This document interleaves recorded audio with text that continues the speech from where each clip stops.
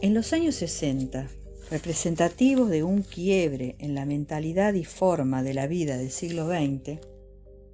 caracterizado políticamente por confrontaciones internacionales y críticas a las acciones de los gobiernos de distintas partes del mundo, cuando florecieron movimientos de protesta como los iniciados contra la guerra de Vietnam, contra la invasión de las tropas soviéticas en Checoslovaquia en la primavera de Praga, o contra el orden establecido en mayo del 68, siendo precedente, entre otros, para la movida de que nuevamente surge en los años 70 en Latinoamérica, en este mundo cambiante de los 60 se escribe el libro que vamos a comentar hoy. Recordemos que en los 50-60 emerge en Occidente una nueva izquierda que llevó a un renacimiento del interés por el socialismo libertario, una nueva izquierda que critica el autoritarismo de la izquierda antigua, asociado con un gran interés por la libertad personal, la autonomía, donde surgen los movimientos anarquistas que influyen en la contracultura de esa década.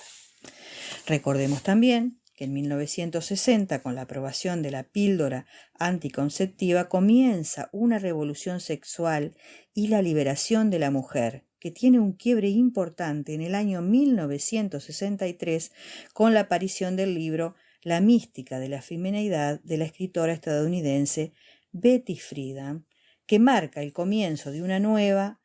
ola de feminismo que duraría hasta los 80.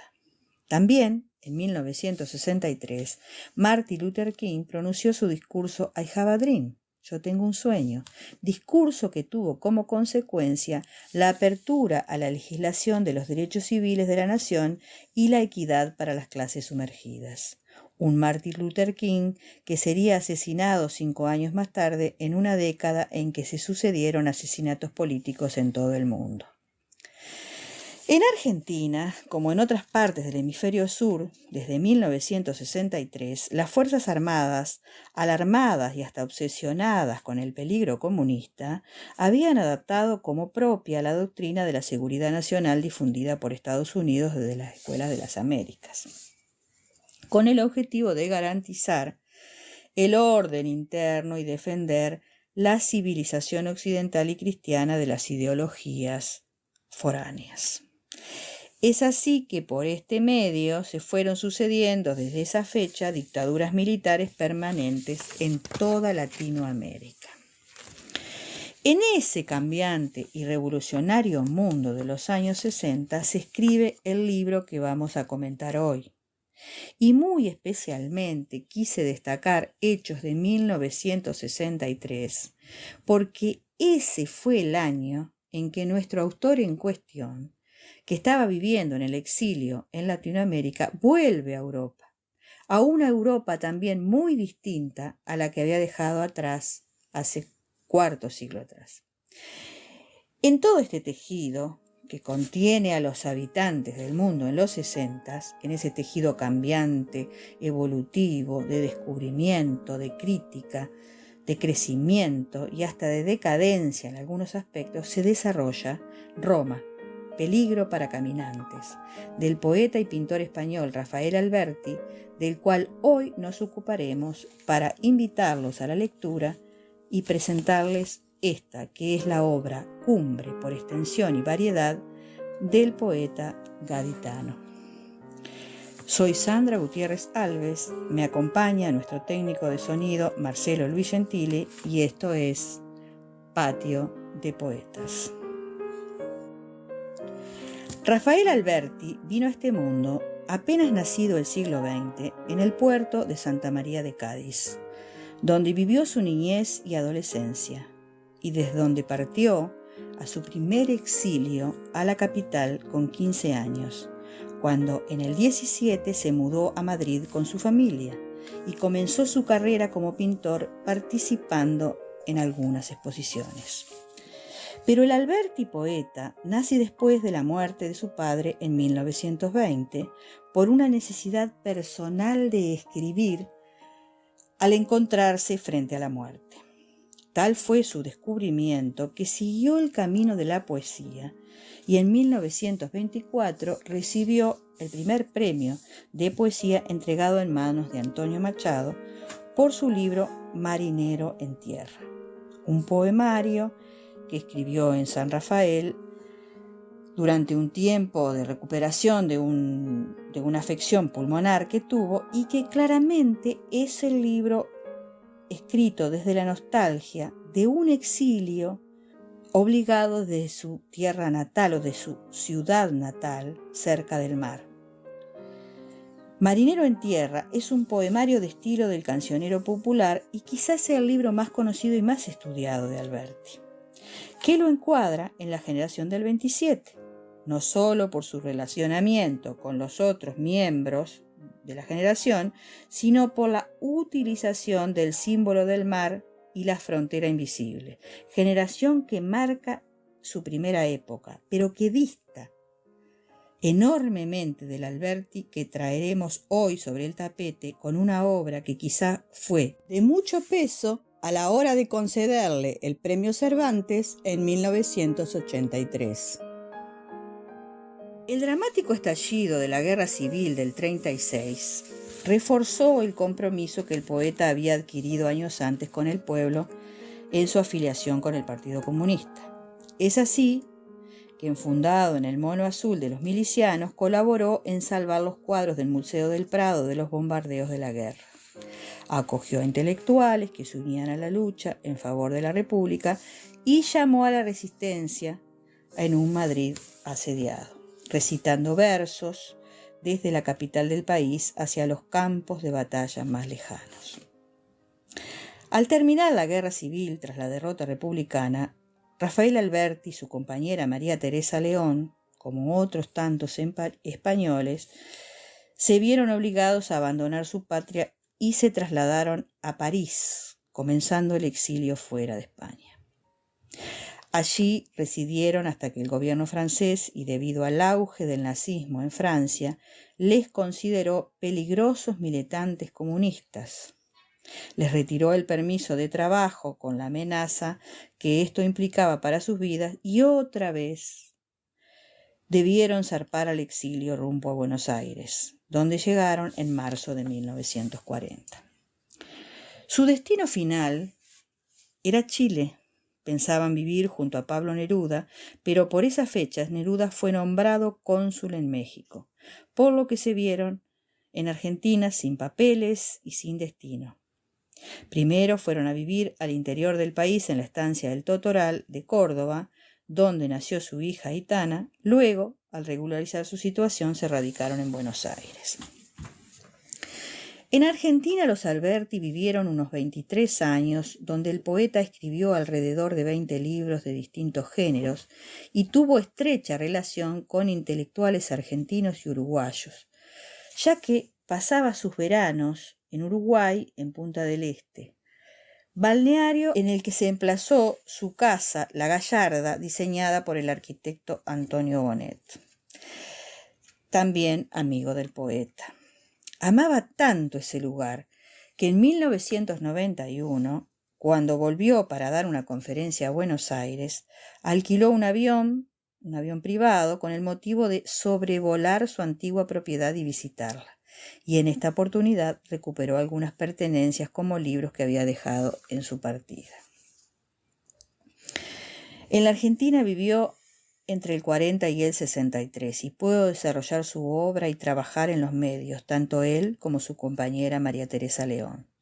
Pero ya sobre 1963, como lo mencioné anteriormente, la situación política se estaba complicando en la Argentina y con ello su seguridad, por lo que tomaron la sabia decisión de marcharse a Roma en otro exilio obligado. Otro dejar atrás los amigos, los espacios, los paisajes, para emigrar en ese caso de vuelta a Europa, más cerca de su amada España. En Roma, Alberti vivió intensamente, se integró a los circuitos literarios, a los gremios artísticos de la capital italiana, que por esa época vivían una especie de edad de oro cultural. Aunque Alberti en este libro, Roma, peligro para caminantes, muestra una ciudad de Roma en decadencia, con montones de basura, ratas, gatos callejeros y una complicada realidad popular de la urbe moderna. Centra el foco en los escenarios de devastada belleza y muestra su preocupación, como militante comunista, por la situación de los habitantes de la capital italiana, en lo que él llama humanidad simple, hormigueante y nerviosa, que vive en los callejones sucios y entre muros corroídos, sórdidos vestigios y señales de una existencia en lucha por su pura supervivencia. Este libro es un tanto especial, no solo por su extensión, por su variedad, por su estética, por su temática, sino también porque fue escrito en Roma desde el exilio, entre el 64 y el 67, y publicado en México, en 1968, por la editorial Joaquín Mortiz, del editor Joaquín Díaz Canedo, hijo del escritor Enrique Díaz Canedo, que también era un exiliado republicano español. Este poemario, como muchos otros de Alberti, signado y dividido en apartados o secciones, que en este caso son 4, se caracteriza especialmente por la variedad de estilos y temáticas. La primera parte, llamada 10 sonetos, está enteramente dedicada al poeta del pueblo romano por excelencia, Giuseppe Gioacchino Belli, que entre 1824 y 1846 escribió 2.279 sonetos en la lengua vernácula, el romanesco. Le siguen a estos sonetos, versos sueltos y escenas y canciones, que son 85 poemas divididos en secciones de cantos numerados y no numerados, donde podemos ver una especie de caos ordenado y donde reina la sátira y la ironía. Le siguen 10 sonetos dedicados a poetas españoles y poemas con nombre, que son poemas dedicados a otros artistas, principalmente italianos. Todo esto está precedido por un poema inicial titulado Monserrato 20, que alude a la dirección de su primera casa en Roma. Este poema, un poema largo como la escalinata que separaba su casa del resto de la ciudad, es un poema de 32 versos en una única estrofa donde el sujeto poético desciende las escaleras que separan su casa desde el resto de la ciudad de Roma, estableciendo un diálogo con ella y con los elementos que ella contiene. Es así que Alberti configura la ciudad como un personaje múltiple, usando el recurso de la prosopopeya, en el que Roma es un ser vivo con el cual el sujeto poético entabla una relación simbólica. Durante este descenso, el primer poema encuentra una voz interior, un personaje desconocido que lo encara y le entrega al lector una especie de llave o de plano para acceder a la ciudad. Y le dice: ya estoy dentro de ti y a todas horas, en ti me muevo, nueva lengua tuya. Roma en la noche, oscura voz de fuente, Roma en la luz, clara canción del día. Y sigue caminando por esa escalinata, dialogando con la ciudad y con los personajes, donde su lengua se vuelve al italiano por momentos, y hay un diálogo bilingüe, donde él mismo se presenta al final del poema como un hijo de los mares gaditanos, nieto de Lope, Góngora y Quevedo. A esta altura, ya la escritura de Alberti, después del largo viaje de la vida y del exilio, se había transformado y estaba lejos de aquellos versos que ganaron el Premio Nacional de Poesía en 1924 con Marinero en Tierra, donde el símbolo era el mar, hoy el símbolo es el caos y la libertad, usados en estos recursos como la prosopopeya, la metonimia, el símil, y en los siguientes poemas la estridencia, el abigarramiento y la confianza en ese caos y en ese desorden que Roma le ofrecía. Pero hablemos de la estética en general de este libro, que por momentos es clásica en los sonetos y por momentos transgresora e irónica en los versos sueltos o poemas escénicos, donde, por ejemplo, nos dice: «Oh ciudad mingitorio del universo». Y de ese tema de mingitorio lo toma o lo trabaja en varios poemas, donde diluye la frontera entre el buen y el mal gusto, que son claramente manifestaciones de la transgresión y la contracultura de los 60, y que el autor usa como denuncia de ese caos y de la decadencia de la ciudad en esa época. Vemos también en otros poemas el uso del ritmo y la repetición, del exceso, del caos, de la inestabilidad y del cambio, de la denuncia y la ironía en las pinceladas de la Roma viviente de los años 60. Pero imaginemos una imagen de la ciudad de Roma, una imagen, por ejemplo, de la Roma de Fellini, en cuyas hermosas plazas conviven los personajes de su historia, traídos al siglo XX, entre motocicletas, gatos, lagartijas, ratas, lobos, perros, y ahí, conviviendo con todo eso, nuestro sujeto poético en la ciudad. Porque en una ciudad, más allá de lo construido, de lo objetivo y de lo material, cada ciudad es una suma de imágenes, de vivencias, de colores, de luces, de atmósferas, situaciones, personajes, olores y sabores, y cada persona percibe su ciudad según su experiencia personal y subjetiva. Así también sucederá con el lector al acercarse a este libro. Ahora, la pregunta sería: ¿cómo es entonces la Roma que ve Alberti en este período entre 1964 y 1967 cuando escribe este libro? Pues habrá que descubrirla en la lectura de Roma, Peligro para caminantes, un libro escrito desde el exilio, donde esa fértil inestabilidad de la lengua poética de Alberti, perpetuamente inestable, cambiante, en movimiento entre lo propio y lo ajeno, entre lo circunstancial y lo universal, entre lo mental y lo corpóreo, fruto de esos años del exilio, de codearse con otras culturas y otras realidades, se refleja en la forma y en la tonalidad de esa nueva lírica, también influido por la cultura italiana, así como en la historia o en la editorial del libro, que es escrito en Roma, publicado en México, por la editorial del hijo de un exiliado republicano. En este laberinto, que es una especie de uróboro, que se completa y se abre una vez que el poeta vuelve a España en 1977 y declara que su corazón no alberga rencor al decir: «Me fui con el puño cerrado y vuelvo con la mano abierta». En este laberinto, Roma, Peligro para caminantes, es un libro que vale la pena descubrir o releer con otros ojos, porque es también un símbolo de la literatura desde el exilio. Y este es el tema de la reflexión de hoy: el exilio. Al leer el libro que el poeta español dedica a la ciudad de Roma, que le abre los brazos y lo recibe a pesar de esa decadencia que él mismo denuncia, y especialmente al leer o releer el primer soneto que le dedica a Belli, surge en mí la necesidad de hablar sobre el exilio. Y voy a leerles el primer soneto dedicado a Belli, titulado Lo que dejé por ti. Tiene una cita de Belli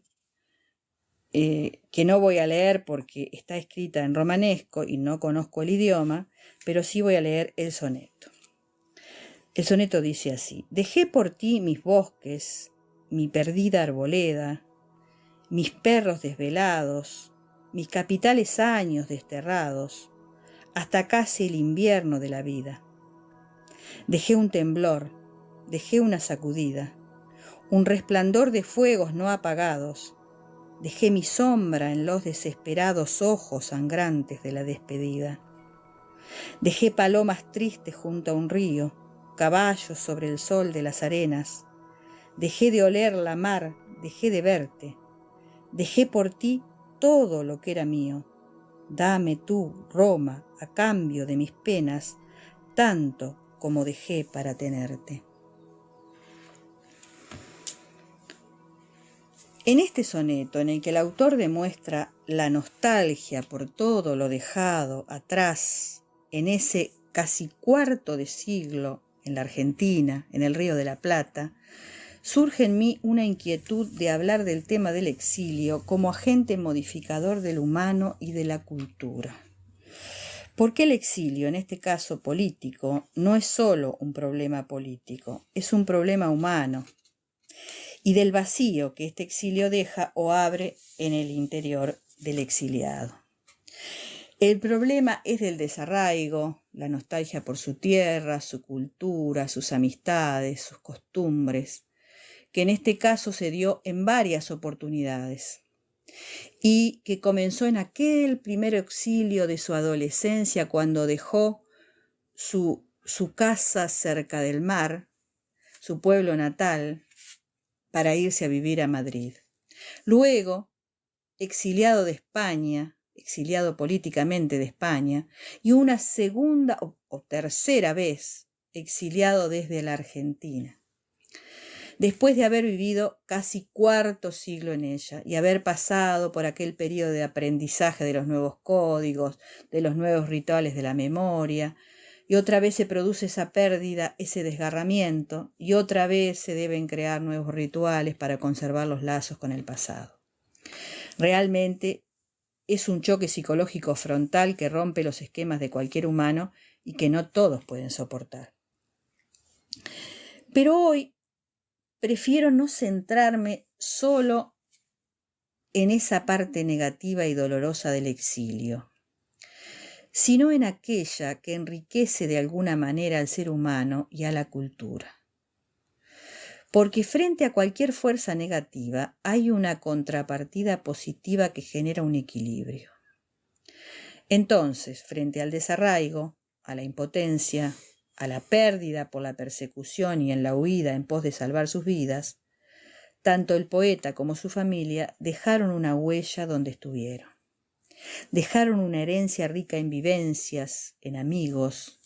en producción literaria, y se llevaron de cada lugar sus rituales, sus imágenes, sus voces. Y hablando justamente sobre el exilio con un amigo, me trajo a la memoria el poema Ítaca de Cavafis, del que cito: ten siempre a Ítaca en tu mente, llegar allí es tu destino. Mas no apresures nunca el viaje, mejor que dure muchos años y atracar, viejo ya, en la isla, enriquecido de cuanto ganaste en el camino, sin esperar que Ítaca te enriquezca. El exilio es, a pesar de su dureza,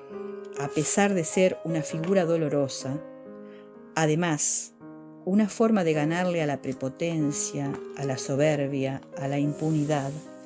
sumando a la cultura del mundo, dispersando la semilla de la inteligencia, de la creatividad y la sensibilidad humana, porque nunca podrán matar ni desterrar totalmente a un creador. La prueba está en que los muertos y los exiliados hoy son mártires y creadores recordados. El arte es y seguirá siendo una manifestación del espíritu y de la mente humana imposible de exterminar. Por lo tanto, si somos o fuimos exiliados de un país, de una región, de un grupo, sea cual sea la razón, tratemos de encontrar algo desde donde florecer, como lo hizo Alberti, encontrando en cada lugar donde estuvo a otros humanos en los cuales sostenerse, otros en donde verse, otros para ser su voz. Mis queridos amigos y amigas, hasta aquí el programa de hoy. Una servidora, Sandra Gutiérrez Alves, acompañada por nuestro técnico de sonido, Marcelo Luis Gentile, agradecemos su atención y les invitamos a reencontrarnos la próxima semana con otra entrega de Patio de Poetas. Y recordemos que en la literatura o en el día a día existe una maravilla que la vida nos otorga y que debemos celebrar: el otro.